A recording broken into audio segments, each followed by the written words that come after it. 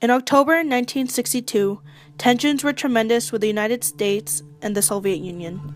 The Soviet Union was using Cuba as a base for their missiles, which they were able to launch a nuclear attack along the southeastern part of the United States.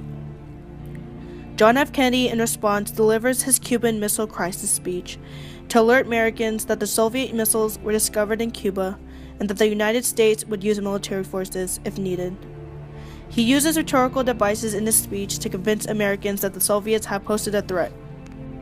To begin with, Kennedy uses ethos by bringing the crisis to the attention of the public in an effort to gain public support for his outraged act of hostility in part of the Soviet Union. He was able to prevent more offensive weapons from getting to Cuba and arguably saved America from nuclear war.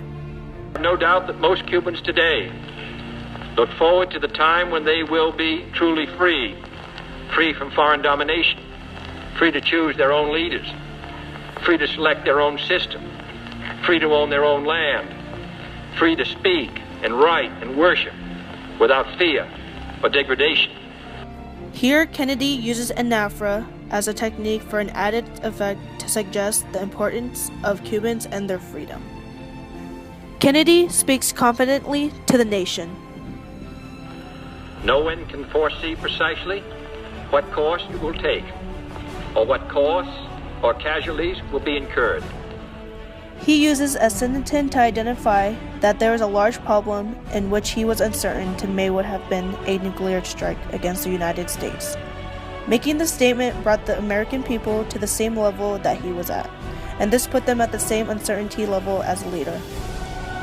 He clearly points out the problem with the Soviets, which gained the trust of Americans.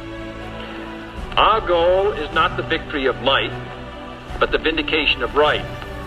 Not peace at the expense of freedom, but both peace and freedom here in this hemisphere, and we hope around the world. God willing, that goal will be achieved.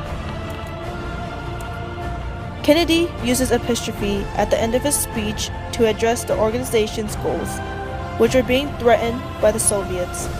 At the end of the speech, he calls for two major qualities that were being threatened by the crisis: peace and freedom. These qualities are what makes up being an American citizen. He drew the audience more into his speech to see how he could fix the situation. John F. Kennedy's address to the nation was successful. It not only informed the people of the dire situation, but it also reinforced the people's confidence in the United States government and showed the world why they should support the Americans. This speech allowed for the nation to stand behind its government, rather than be fearful that it would be weak in the standoff with the enemies to American life and culture. Showing strength in his diction and efforts, the crisis would be dealt, and the people would live their lives with certainty.